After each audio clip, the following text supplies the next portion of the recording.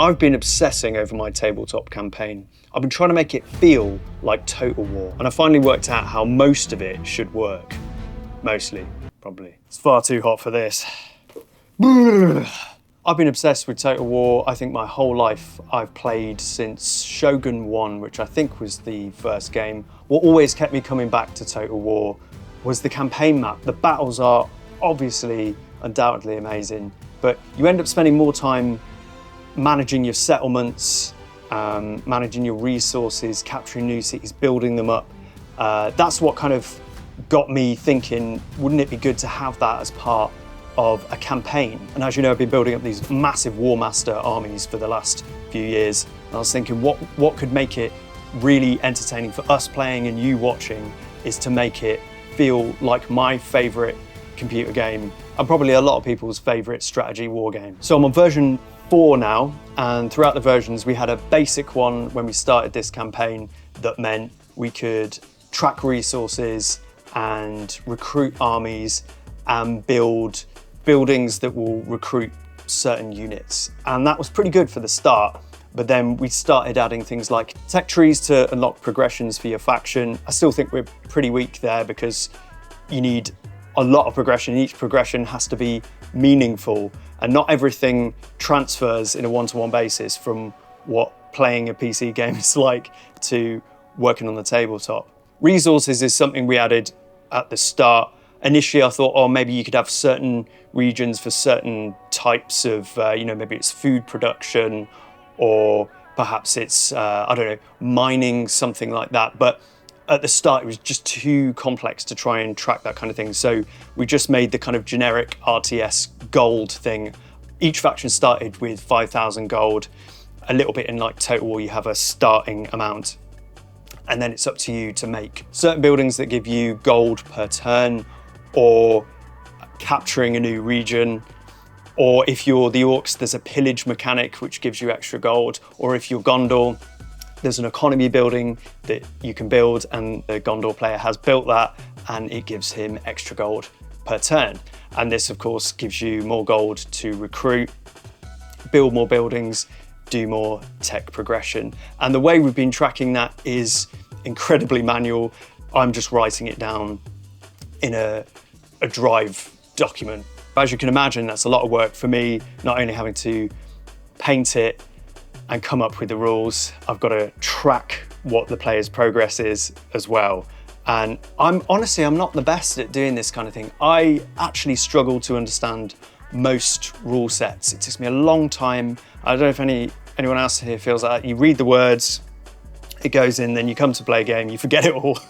So this has been a real challenge for me, and I wanted to kind of reach a little bit higher and be out of my depth, because I feel like that's where you're learning, and that's what I'm doing here. One thing I do really want to change, and Connor might have a solution, is tracking the army lists and tracking the resources. And he uses an app, and I think it's called New Recruit. So we might use that for the time being to track what the lists are, when a unit dies. And I think, as far as I know, and as far as what Connor's told me, that you can track your gold and resources and things like that in a campaign. I'm not 100% sure about that, so but that's something we really want to look into, because that side of things is where it gets quite tough. Tracking where the battles happen is easy for us because we've got an entire map. I say easy, it took me about 5 months to make, so that's not practical for everyone. That's something that, although we have a solution, most people will probably need a digital map or one on paper where you can use icons and track where you're at. I think that's a much more practical solution than having a 6x4 hex tile thing. It is amazing having it, I'm not gonna lie, but I understand that that's not practical for everyone. So another thing we need to overcome is having enough things made. So if we say, I don't know, we want to battle by the mountains, we need mountains for the zoomed in 10mm battle. And we had one recently where we're like, we want a river battle because that's where it landed. And we thought, well, that's actually a very good scenario as well. But I thought, oh, wow, I need to spend a week now making rivers. So that's something to think about if you're going to do your own campaign, is do you have enough buildings and enough biomes represented by different boards, or perhaps it'd be better to have like neoprene mats and things like that, because they are actually getting pretty cool. As much as I was dead against that idea at a certain point, because I like the texture, you know, of a board. You know, it gets impractical. I've got a double garage here, which I'm very thankful for, but it's full, you know, and then where do I put the other board? So then you might have to turn over a board and have a different one on the other side, that kind of thing.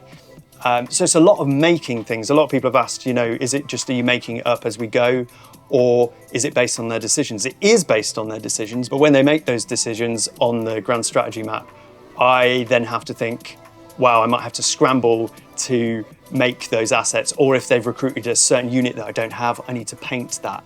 So this is why the battles, by the way, take a long time to do. The other thing that we have to think about is we have to film a massive battle. We've just done one this Sunday, so here's a few sneaky behind the scenes clips of it, because I know a lot of you are saying, oh, you know, where's the next battle? It's because it takes weeks to do.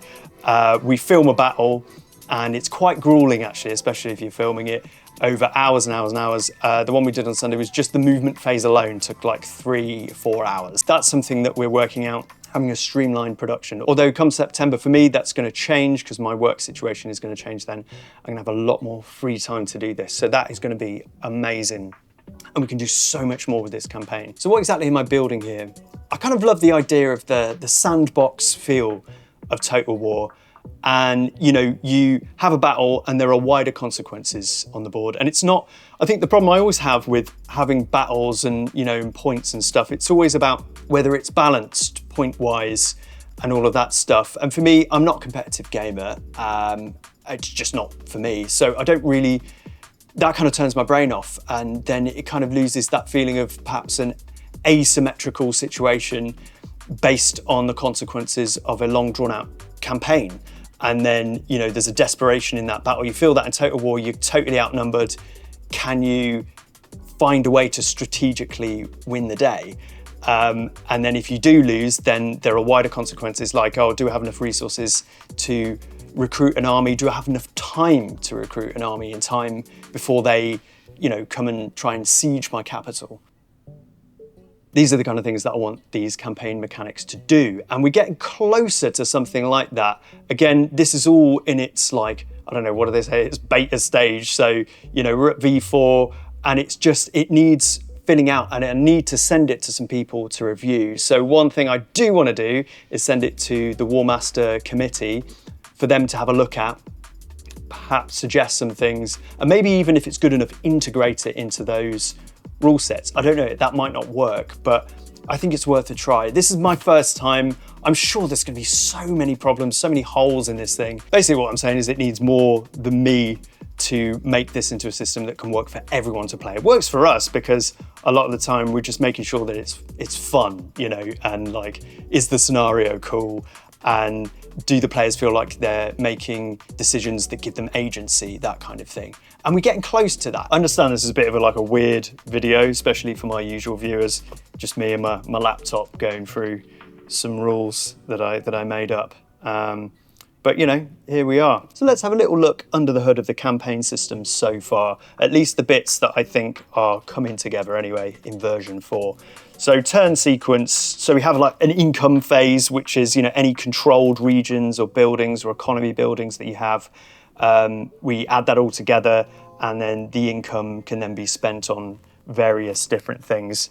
So, and you're also paying for army upkeep as well, which is something that I've only just added because I realized that, you know, we're buying armies, but we're not paying for their upkeep. So in the next turn of the game, I'm going to be adding that because that's an important part of Total War. If you run out of money, you know, your armies are going to start to bankrupt you, you know, and I think that's a very realistic thing in a major campaign. And then you've got construction phase, building buildings, that kind of stuff, repairing buildings. That's something we haven't really destroyed any settlements yet. So that'll be interesting to get to destroy the settlement. And I want to print some destroyed stuff so you can take away buildings and say it's ruined, that kind of thing. I know that Connor has captured a ruin, so rebuilding that ruin is going to be interesting. And then muster phase, you know, we're recruiting units. into armies, maybe making new armies, heroes, that kind of thing. Movement, moving the armies on the massive campaign map, which is a lot of fun. And then we have a battle phase, and that's where we go into 10 mil. Maybe we'll add an auto resolve. Certainly if I can't paint enough stuff, that would be very useful for me. And then we have a resolution phase, which is basically recording the casualties, the captured settlements, that kind of thing. Another thing I absolutely love about Total War is that feeling of zooming into a battle from the strategic campaign, and then suddenly your bird's eye view, godlike view over the battlefield. And this is where 10 mil comes into its own, because it already feels like that. I think that's where the idea really came from.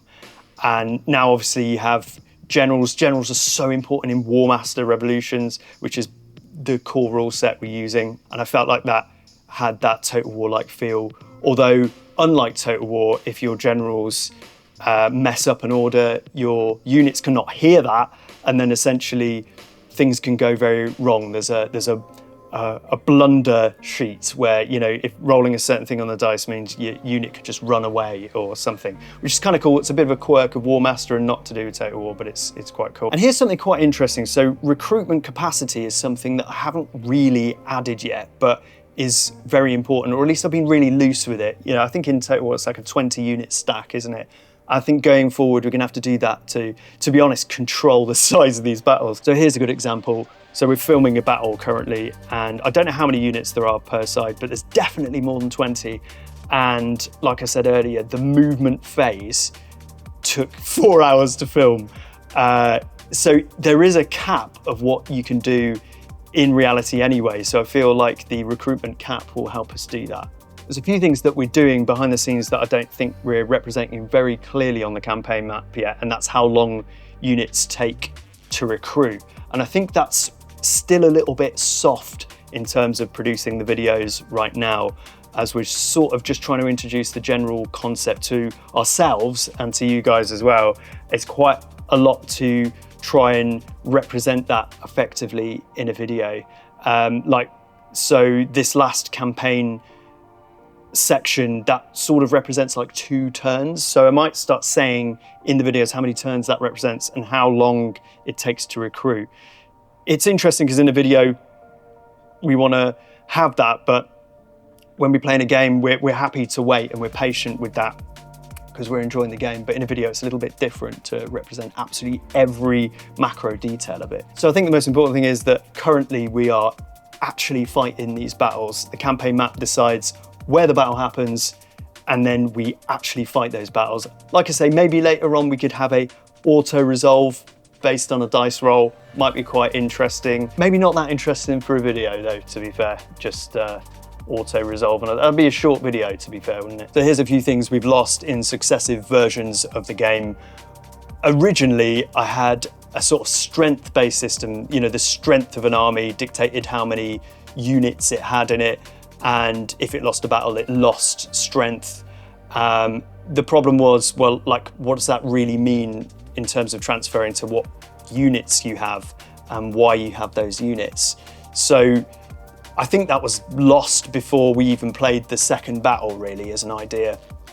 I think initially it was trying to make it simple, but it was just too abstract and really far away from that Total War feeling of having specific units that you recruit and specific amounts in your army and the size of your army and the size of... I think it was based on a few other campaigns that I saw, and I think it was just trying to be what already exists, mainly because it was quite insecure at making any kind of rules system, and I certainly wouldn't be trying to change War Master or anything like that. I wouldn't even know where to start. Still fleshing out tech trees. That's going to take a while to get to a point where I think, well, that's enough for people to get on with. And this is just for 2 factions. That's Gondor and the Mountain Orcs for this particular campaign.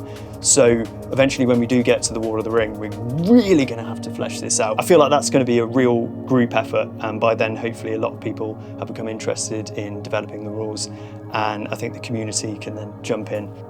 Over on Patreon, I've basically started a second channel, and it's kind of a BTS thing, but it's also basically a vlog. Sometimes I make things, I go through my collections. You also get access to an exclusive Discord. You can also get your name here on the credit roll. Thank you to these guys. And it also really, really helps the channel. So thank you from the bottom of my heart to everyone who does help.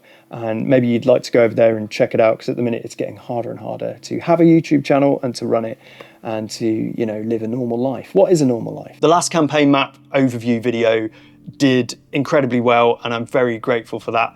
And a lot of you have been asking about the campaign system. So I just wanted to share a little bit of at least where I'm at with it. I don't think it's ready for public consumption just yet. I do want to have that ready by the end of the month, and whatever state it's in, I'll just put it out for you to download. Change it as you want. I mean, at the end of the day, this is tabletop. You can change whatever you want as long as it's fun and you're enjoying it and the mechanisms work for you, then fantastic. It's going to take more than me to get this thing working. Like I say, I'm not a game designer. I just had a fun concept that I wanted to try and flesh out a bit as much as I can. I like learning new things. This is definitely the most challenging thing. I love painting and collecting all the rest of it, but playing games and learning rules has always been tough for me. Even if some of this works, that'll be a big win for me. And so far we've just been having a lot of fun with it, and that makes me happy. I think when it comes to campaign rules, or like any rules really, they're only good if they create interesting decisions. So I guess we're going to find out if those decisions are interesting, because we've got a battle based on those decisions, the Battle of the River Cyril, coming up next. It is a big one. I personally think it's a very interesting battle.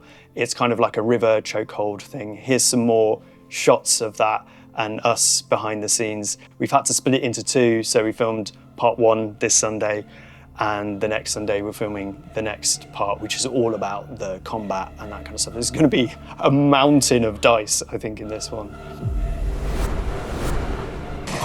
Just an extra thing to add here, this campaign is a prequel campaign for a reason. So I decided to set it a couple of hundred years before, so that obviously not only do I have time to build things like Minas Tirith, Helm's Deep, these even at 10 mil massively large set pieces, it also gives us a little bit of lore leeway and a little bit of time to test the rules before we put that on. Like, I care about Lord of the Rings a lot, so when we're doing really in-canon stuff, I want everything to make sense by that point. So this has been a massive testing ground. I also want to be able to try this campaign system on other IPs. You know, we've got 40K, we've got Star Wars maybe, and the original setting of War Master, which is obviously based on Warhammer Fantasy, and that is, we do have a Total War game of that already, so there's a lot there we could do. That's a lot of armies to paint. Anyway, we've got a battle video coming up next week. These videos are just to kind of give you